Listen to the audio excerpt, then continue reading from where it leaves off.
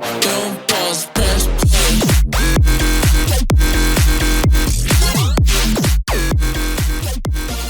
What's up, you guys? It's Jonno! Today we got another lit episode in Pokemon Rumble Rush. I am going to be teaching you how you can speedrun levels. This is actually a really cool trick, and it will help you get stronger Pokemon in the game and faster. Now, a lot of you guys may be getting stuck on levels. You can't figure out how to progress. You cannot get a strong enough Pokemon that meets the combat power requirements in order to get to the next boss. This will help you. Now, speedrunning is pretty easy, and the shortest speedrun I've been able to do was less than 30 seconds. I beat an entire level in less than 30 seconds, and I'm gonna show you how I did it. Now, this is pretty interesting, you guys. You do not have to fight a single Pokemon in a level. I'm sure a lot of you guys did not know that. Post it down in the comments if you knew that, or if you didn't know that. There are certain advantages and disadvantages to playing this way, and I will show you all of those during the course of this video, so stay tuned until the end, and remember to drop a like and a comment if you guys like this content. Please do subscribe as well. Alright, let's get into this. You can see that I cleared that level in about 33 seconds, and I got some pretty good rewards. Now, I do think that you get better rewards when you get lower time scores. Why would they bother keeping track of the time in the first place if it didn't affect anything? And as you can see, I got a feather and an ore from that experience. So I think you get better rewards, but it does not guarantee better rewards, as we're going to see in just a second. Now, there are other ways you can get better rewards. One of them is my #1 secret video that I posted the other day. That is using those little balloons that you see floating around, and I do use those balloons quite a bit. We'll see that in just a second. Right now, there are 3 balloons that I could use on the screen, as well as my own balloon, and as you can see, I did select that balloon to go to a level. Doing this does not require a feather, so that's why I do it,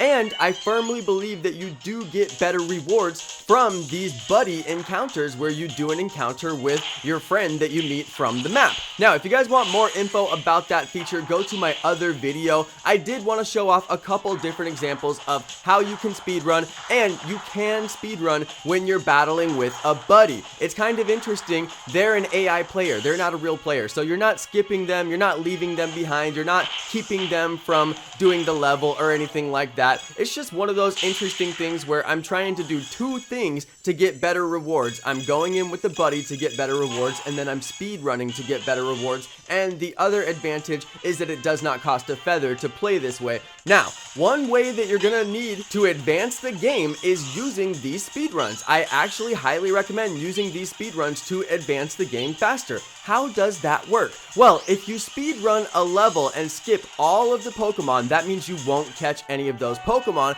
But if you don't want those Pokemon, then it's just fine. The Pokemon that you might be trying to get is the boss Pokemon. So you can skip the entire level, go straight to the boss, have the encounter with the boss as fast as possible, and determine whether or not you're going to get the strength of boss that you're looking for. If that sounds confusing, it may be worth mentioning that sometimes you cannot progress the game until you get a 3-star of a certain boss. So once you get that boss, it may not be a 3-star boss, so it may not be high enough combat power to advance the game for you. So by using these speed runs, you can check those bosses as fast as possible until you get the 3-star that you're looking for. This worked out perfect for me, and I do highly recommend this as a way to advance your game when you're stuck. Just speed run the same level over and over if you know that it has the right boss, and go straight to the boss and see if you can get a 3-star version of that boss. Now, if you're incredibly lucky, you may get a 4 or 5-star version of that boss. I've never had that happen personally, but I do think that it's possible. And you can see that that Charmeleon that I just got, it was kind of sparkly. So let's go have a look at, is that a 3-star Charmeleon that I just got out of there? Well, let's go have a look at it real quick. I did get a 3-star Charmander, got a couple of 3-star Charmanders, but it was only a 1-star Charmeleon, so I'm not sure why it was sparkly there at the end if it wasn't going to be a 3-star boss. Kind of weird. Now what I'm looking for is the 3-star boss, so I have to go and repeat that level over and over and over again. That's why the speed run is really important, I had to do this with Scyther, for example. I could not get the combat power 310 Pokemon so I could advance to the Mr. Mime stage. I was having a really hard time with that, and then I decided, you know what, I'm just gonna play the Scyther level over and over and over until I get a 3-star Scyther, and when I did that, it actually gave me the combat power that I needed once I attached some gears to be able to get to the next boss. So this is a really handy strategy, and it just works, you guys. It just works. This is a great strategy. It'll save you a ton of time, and you can play this way without using any feathers because you can repeat the levels by using the level repeat that's at the bottom left of the explore screen.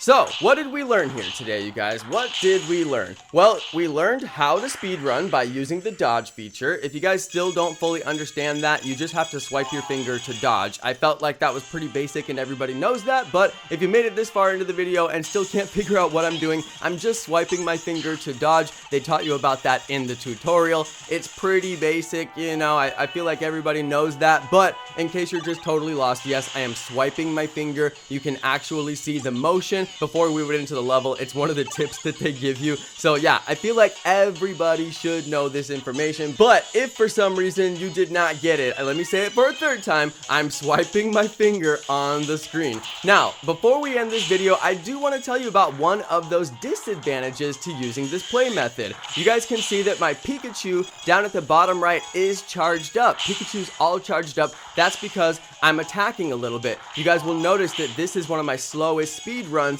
I did do some attacks though, so I would have my Pikachu ready, so when I get to the final boss, I can just use Pikachu to take down the boss as quickly as possible. So I do recommend attacking just a little bit throughout the level so you can build up Pikachu's strength, because usually you can just use Pikachu one time on the boss and that will defeat the boss. But if you don't attack anything and you skip the whole level, then you will not have any charge power available and you can't use your summon. Now, Pikachu is the strongest summon in the game, but it's also a paid summon, so if you don't have Pikachu, I'm obviously referring to whatever summon gears you have. Any summon gear that you have, you want to get it charged up so you can use it by the end of the match. But like I said, if you skip the entire match and you just swipe past everything, then your summon gear is not going to be charged up, and then you won't be able to use it right away when you get to the boss, so that will actually slow you down just a little bit. So I recommend attacking just a couple of times. What you can do is focus on the sparkly Pokemon.